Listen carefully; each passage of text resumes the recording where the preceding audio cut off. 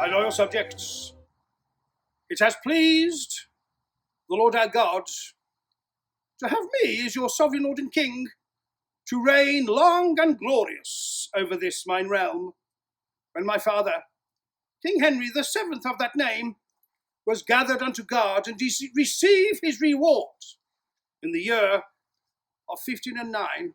I, a mere youth of 17 years, did become your sovereign Lord and King.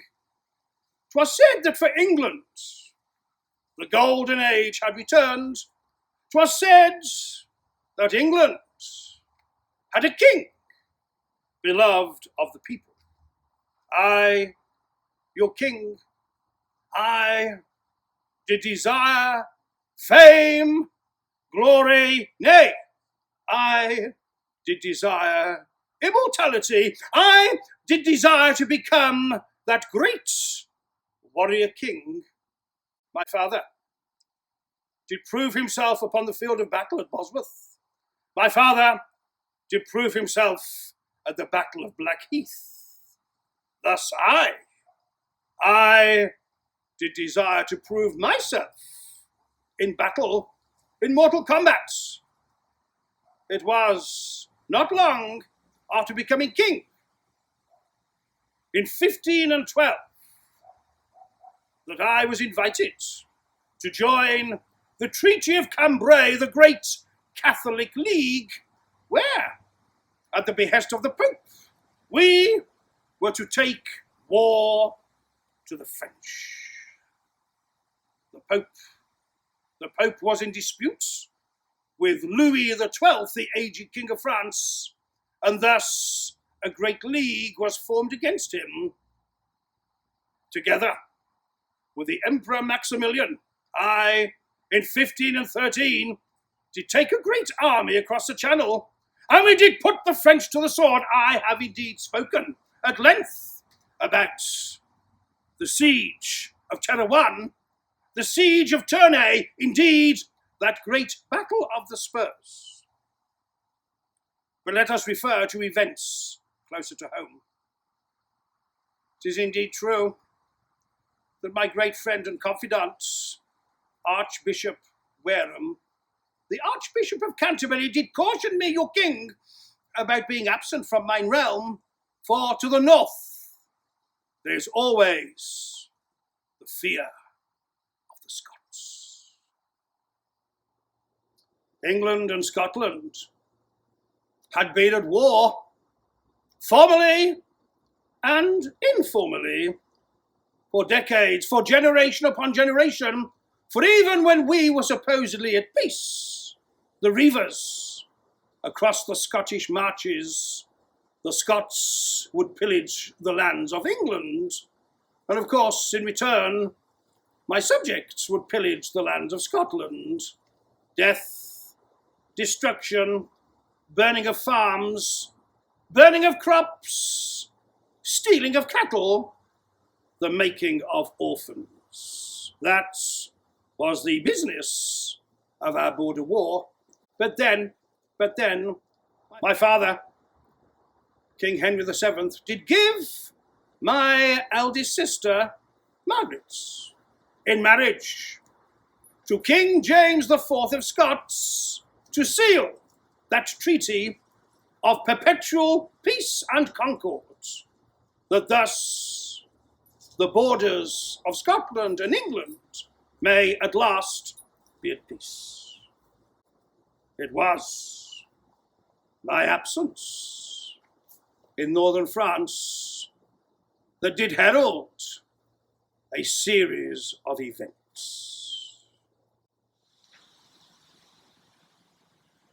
The Scots had for many years danced to the tune of the French, the old alliance.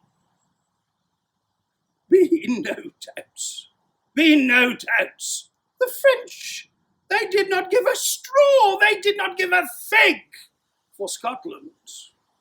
The only use that Scotland presented to France was the geographic location, the north, where Scotland could stab England in the back.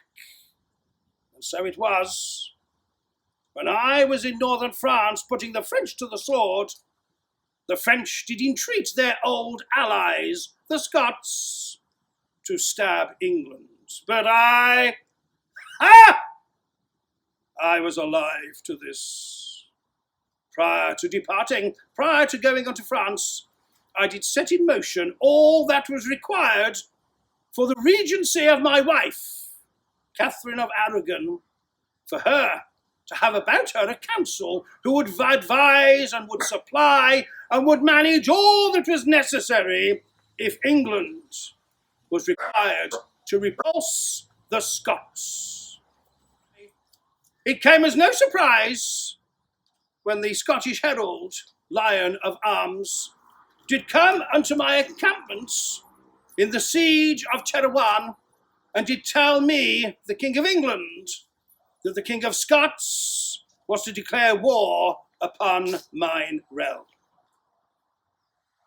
We were aware that throughout August, the Scots were marshalling their arms, their men, their weaponry, similarly that Louis of France had sent hither to Scotland captains to manage the Scottish army, armaments, weaponry, all to be used against good, stout English fellows. And so it was, whilst I was away in France in early September, this long-awaited invasion from the north did materialise. But the Earl of Surrey, Howard, tasked with amassing a great army from London to East Anglia, to the Midlands, to the north, did gather the troops, did raise an army. And so it was, on a day which was to prove most fateful, the 9th of September, 1513, a great Scottish army did appear before a somewhat smaller English army across a valley, the name of which shall be worn with pride by every stout English fellow, Flodden. The Scots, bolstered by French arms, the Scots, bolstered by French captains, thought that they would carry the day. They indeed were on the higher ground, and the normal rules of war would have it that those below must seek to knock off those above. But nay, such was the arrogance of the Scots. They did surge down from their hill towards the English positions. They had not seen the stream, the mud, the mire that stretched across below their high ground.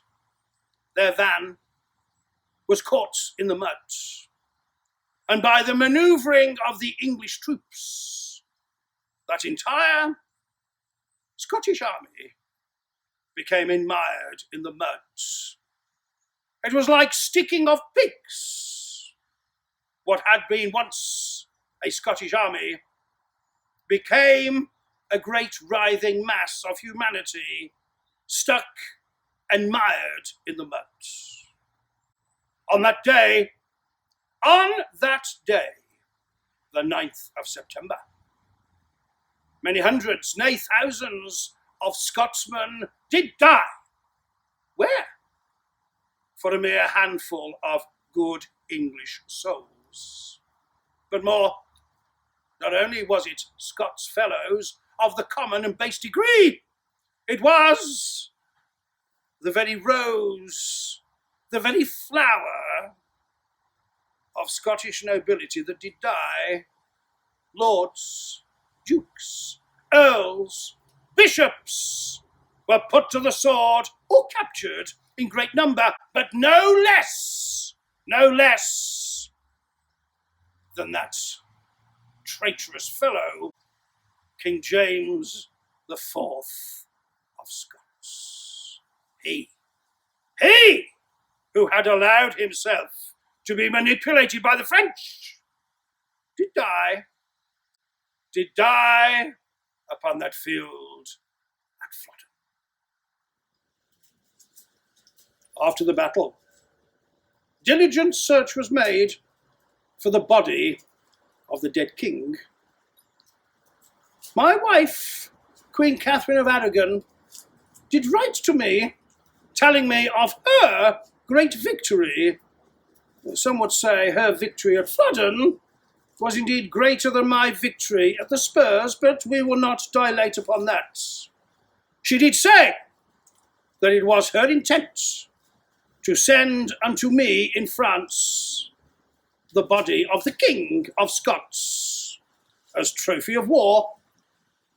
She said that her English advisor said this is not English. So thence my wife Aragon did say that she did wish to send unto me in France the head of that vanquished King of Scots as trophy of war. But again, my English fellows did say unto her that, ma'am, this is not English.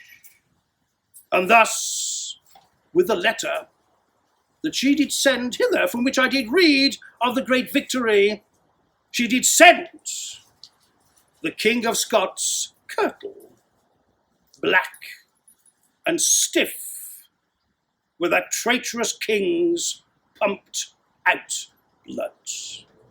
So die all traitors. And thus it was, in that year of 1513, I did vanquish of our old enemy the French, and in the same year our enemy the Scots, they were similarly vanquished. Thus your king, relatively young and only a few years into my reign, did indeed achieve that dignity of martial combat, of victory upon the field of battle. And upon this 9th of September, be pleased to remember the valiant English fellows upon the field at Flodden, who did destroy the treacherous Scots. And may the Lord our God bless and keep you all, the Commons of England, in peace, unity and concord, one with another.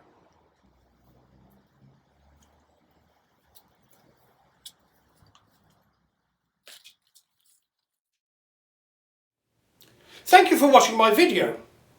If you have not already subscribed, then please subscribe below and click the bell if you wish to be advised of new videos.